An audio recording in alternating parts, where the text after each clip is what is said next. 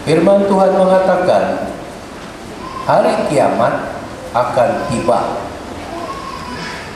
Memang inilah saudara-saudari perkara tentang kiamat ini yang selalu kita dengar, lebih-lebih dalam penghujung tahun, karena firman Tuhan juga banyak menyentuh tentang hal itu. Tetapi kebelakangan ini juga saudara-saudari macam ada tanda-tanda seperti mana yang dijelaskan Yesus sebentar tadi dalam Injil. Tanda-tanda yang menakutkan, macam kiamat akan tiba. Dan saya percaya ramai juga umat Kristen yang merasa takut. Mungkin saudara-saudari sendiri pernah atau belum pernah menerima SMS mengenai tarik 26 yang menjadi tanda tanya. Kenapa Gunung Merapi meletup pada 26 Oktober? Kenapa tsunami Agrek 26 Desember? Kenapa tsunami di Mentawai 26 yang lalu juga? Jadi SMS seperti ini saudara-saudari memang membuat kita takut, ya. Dan kalau kita bayangkan apa yang dikatakan Yesus juga dalam Injil tadi, peperangan berlaku, pembunuhan, dan juga termasuk umat Katolik di Baghdad 2 minggu yang lalu ada 58 orang terbunuh, diserang waktu mereka merayakan Misa Kudus. Banyak tanda-tanda yang menakutkan saudara-saudari. Tetapi Yesus memberi jaminan itu bukanlah tanda-tanda berakhirnya segala-gala. Tetapi baik juga saudara-saudari perkara-perkara ini berlaku. Dan sebenarnya perkara-perkara seperti ini bukan berlaku hanya pada zaman kita sekarang. Setiap generasi mempunyai cabaran-cabarannya tersendiri. Mereka mengalami macam-macam dan kita mengalami macam-macam juga pada masa ini. Tetapi yang penting saudara-saudari ialah supaya seperti mana kata Tuhan dalam Injil sebentar tadi, kita perlu tabah, kita perlu bertahan. Karena dia kata, walau apapun yang berlaku, yang menakutkan, kalau kamu bertekun atau bertahan, sabar, kamu akan menyelamatkan hidupmu.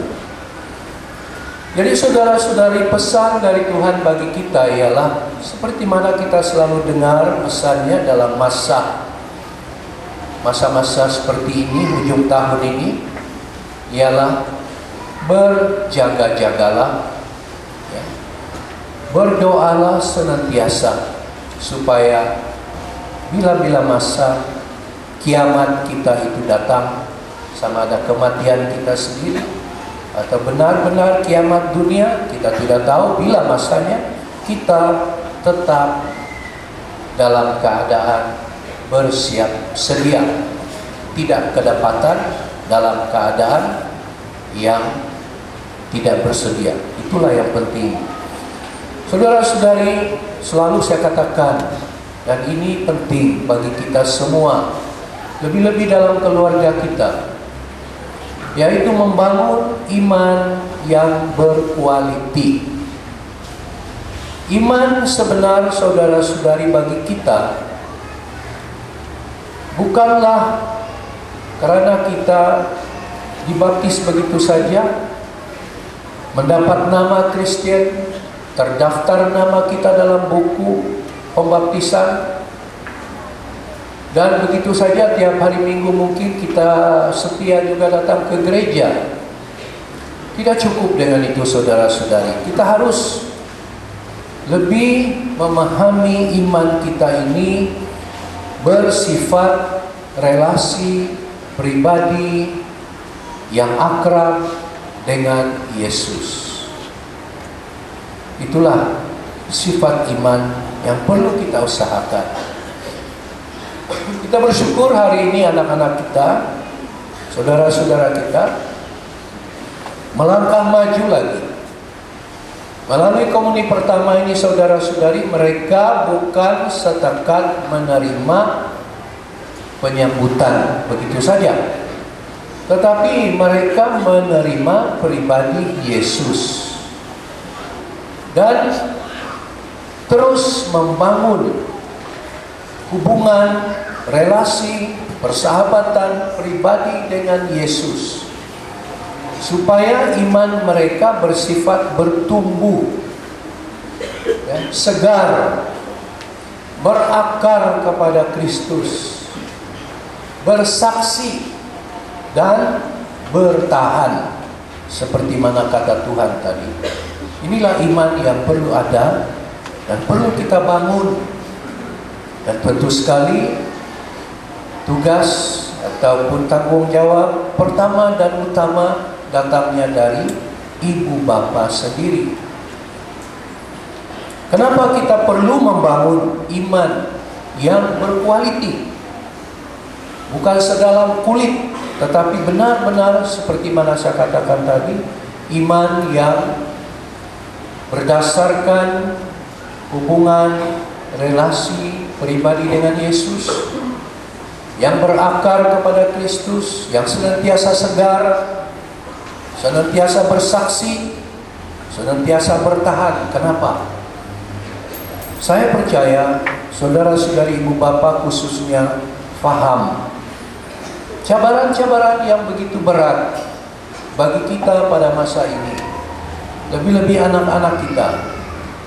Di negara kita, di Malaysia ini, walaupun kita bilang satu Malaysia selalu, tetapi ada juga orang yang memahami satu Malaysia ini artinya satu agama, satu bangsa, satu bahasa. Tapi saudara-saudari, itu bukan satu Malaysia. Satu Malaysia artinya kita walau berbagai agama dapat bersatu, walau berbagai keturunan tetap dapat bersatu, walau berbagai bahasa tetap dapat bersatu. Itulah maksud satu Malaysia, yaitu kesatuan dapat kita wujudkan walaupun dalam berbagai agama, bangsa dan bahasa. Itulah yang kita perjuangkan. Dan jangan kita mudah disesatkan, kata Tuhan, oleh pengaruh-pengaruh yang memperjuangkan semuanya harus satu. Jadi itulah saudara-saudari, kita tetap, saya percaya, sadar beratnya, banyaknya cabaran iman kita pada masa ini. Maka perlulah kita membangun iman yang teguh, saudara-saudari, supaya tidak mudah disesatkan, supaya orang-orang, anak-anak kita tidak begitu saja menyerahkan diri kepada bujukan-bujukan pihak-pihak tertentu.